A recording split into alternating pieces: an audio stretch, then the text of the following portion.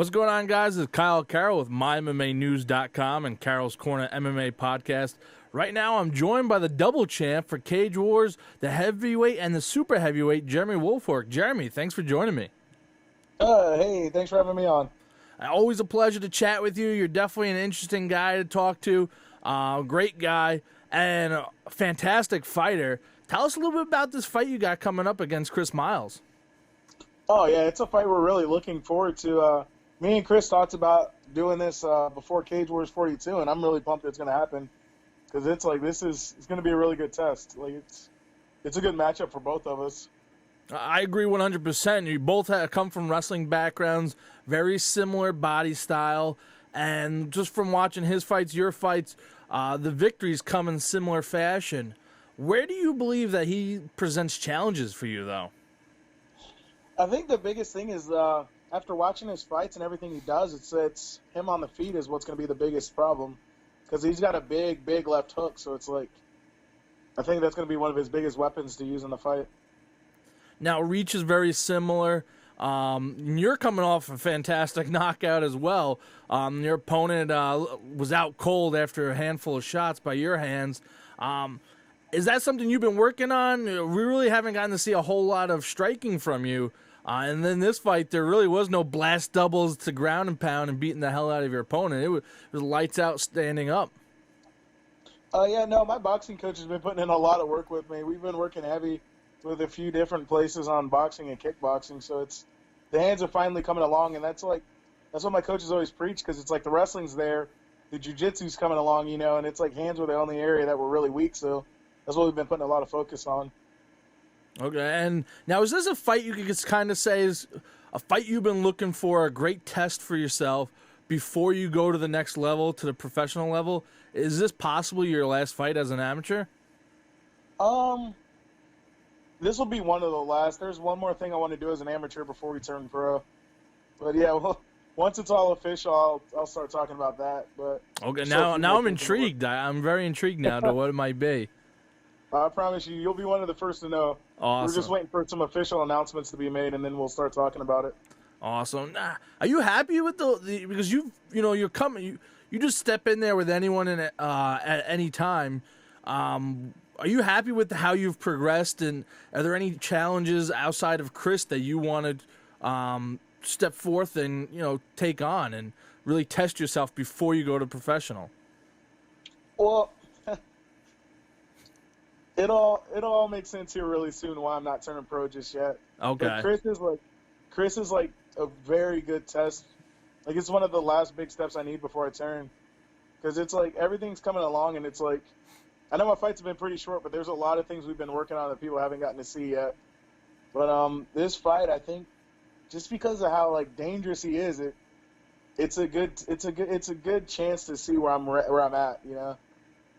Definitely. I'm looking forward to it. I am going to be trying to stream it and catch it on the video because I said before we got on the live that I won't be there, unfortunately. The first time since I started commentating that I won't be at Cage Wars because they moved it to Friday night. So those who are watching the interview, Jeremy's fighting at Cage Wars 43 Friday night, September 13th, up in Schenectady, New York. Make sure you get tickets to the fight.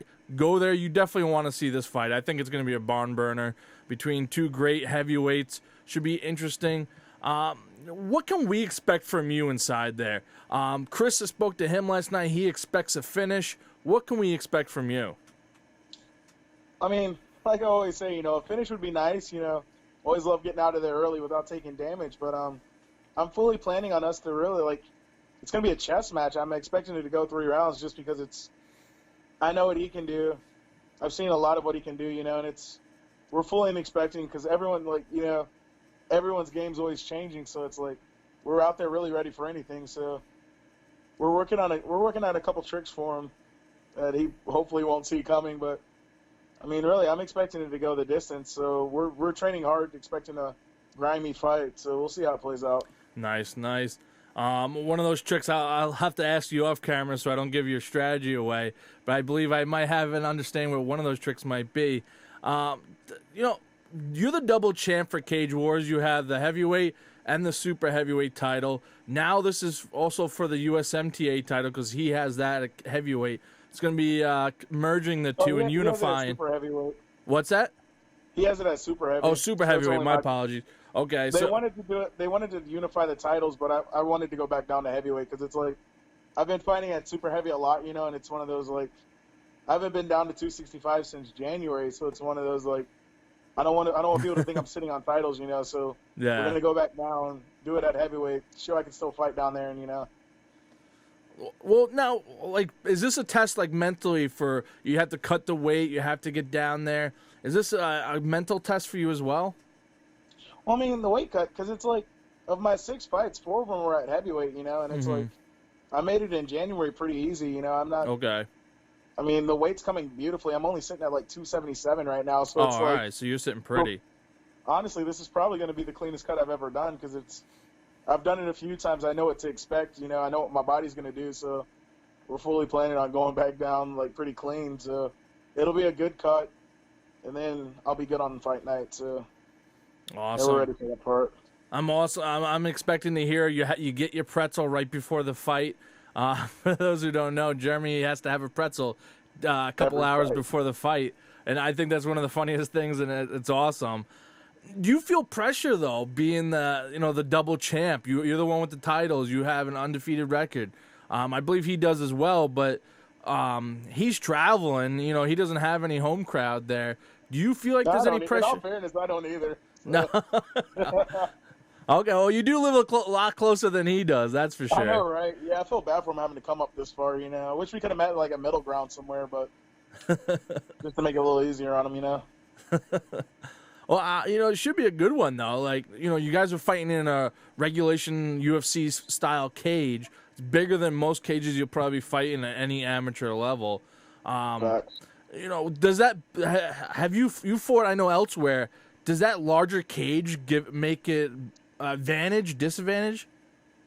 I mean, the first time fighting in it was a lot different because I found a cage that was significantly smaller for my first fight. Mm-hmm. So going into the first time, it changes the distance. But honestly, like, after doing it a couple times, I mean, it doesn't really affect anything. At least not to me, it doesn't anyway. Okay. Now, back to what I was asking before is, do you feel pressure, though? You're the double champ kind of representing Cage Wars. They've kind of made you the face almost of the organization. Well, I mean, hopefully it doesn't sound like weird or anything. Not really, like, because I always figure it like this, I've accepted every fight, going into every fight. Mm-hmm. Me and my coach have planned for it. I'm going to lose eventually. It's part of, like, if you do this and you're not, like, if you do this and you never lose, you're not fighting the right competition. So it's like every fight I've gone into is against someone that's dangerous. Like it's at heavyweight, so like all of us have power. So it's one of those I fully accept the fact that he can throw one shot and land and put me out. It's part of the game, and it's yeah, like, definitely being I don't know about being the face. It's I'm just out there having fun. It's. At the time where this becomes pressure and I'm not enjoying it anymore, I'm just going to walk away because it's like, I'm having fun and enjoying what I do, It's definitely. It's cool. I think that's one of the biggest things that play in my advantage because, other people worry about like, oh, titles and all this and that. I'm like, man, titles come and go. I've lost plenty of things in life. It is what it is, Do you feel like it's not like the end all be all? That's pretty much the feeling I get. Or a lot of these guys, they put their whole life into it, and if they lose, they feel like the end of the world. To you, it just seems like, what, life is life, and then this is just a part of it, and you're just enjoying the ride as you go. And it's like, I figure it like this, if I lose a title, yeah, it'll suck, Mm-hmm. I'm not gonna say it's gonna be like, I'm gonna like I lose the title, I'm gonna be like the super happy guy, yeah, it's gonna suck that night, it'll suck the next few days. Then I'll get back in the gym. I'll still be coaching kids. I still got the kids at the gym. I still got family that loves me. So it's like, if I lose, it's just another step in this game. It's like, and it doesn't matter because once I turn pro, it's back to 0-0 anyway. So really, at the end of the day, like, this is the time to lose. Like, if I lose, it's going to give me the chance to learn. Like, hey, this is what I need to improve on. So a lot of people worry so much about their amateur records, and I'm like, at the end of the day, does it really matter? We'll all be 0-0 once you go pro, and that's when it actually starts to matter, So I take this as a learning experience. If something if it doesn't go the way I planned for it, it is what it is. We'll learn from it, and we'll come back a better version, Most definitely. Now, saying that, is there anything in the cage that you've wanted to try and do to your opponent, but you haven't gotten the chance? Is there anything? So, like, my coach hates it because I'm dumb enough to try anything because I figure what's the worst that happens, it misses. Like, I remember my first kick, the one rule we had going into my first kick was my first fight was no kicks at all. So I started blasting leg kicks because I did it in a video game once and it worked out, And then, in the video game. So it's like every fight, it's one of those like, try it. What's the worst that happens? Yeah. I mean, if I'm not expecting to do it and I do it, I know I'm going to catch him off guard. So it is what it is, Definitely. That's awesome. You're like, I tried in a video game, it worked. It must work in real life then. I love that. That's awesome. Anything that's changed in camp? I know you said you've been working more with your boxing coach. Anything you've added or subtracted in your camp? I mean, we're getting better on cardio. Like, that's the one thing that's always getting better. We're working a lot more cardio, a lot more speed work. But, I mean, other than that, we don't really – I mean, my game plan's the same every fight. It doesn't really change. So we're working the same things. It's like he's a wrestler, so we're working wrestling counters. He's got a big left hook, so we're working to counter that. I know where my wrestling is, so there's some tricks that you guys – there's a lot of tricks that people still haven't seen of mine. So it's – I mean, just the normal stuff, really. Awesome. As I've said on the commentary, you're our DC, Daniel Cormier of the Cage Wars. Has branding, now that you're talking about and thinking about going professional sometime soon, has branding your name, your image, has that something that you really put thought in? I see you looking for sponsors for your shorts and your shirts. Is that something that you kind of really starting to kick up and really get going now? So my buddy Randy's a lot better about it, but it's like people have been telling me for a while now, start using your image, So basically, like, it's one of those. If I get sponsors, cool. If not, I mean, I have a job that pays my bills, so I'm not really too worried about it. Gotcha. It's one of those, like, I think that's the beautiful part of where I'm at. Like, if I get an offer from a sponsor and it's someone like it's a company or something that like I actually support, then hey, yeah, cool. But I'm not just going to take money just to take money, So it's one of those deals. Gotcha. No, I understand that. Well, and I ask sometimes in the sense of like, you do the interviews with us and Benfield and all the media that goes with Cage Wars and everything else.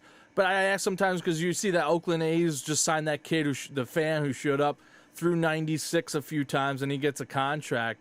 And like I don't think that would ever really happen. Like you get this massive knockout online and whatnot, and then Dana White sees it. But you never know. They're always looking for heavyweights, so the possibility is there. I know, right? I figure it's one of those.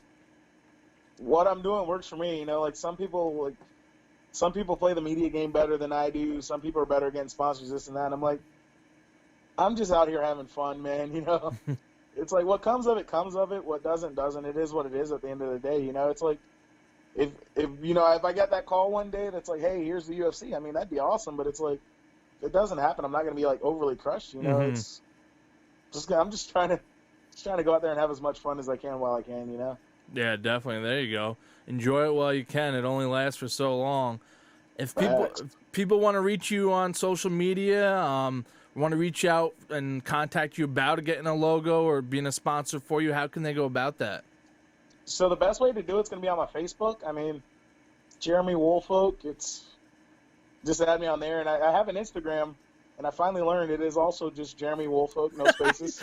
You didn't know what the handle was. I'm really good with social media here. Yeah, those are the two easiest ways to reach me. I mean, I get tagged in a lot of stuff. So if you see this, and you want to get in touch with me. I imagine my name will be on there somewhere. So just look that up on Facebook and add me.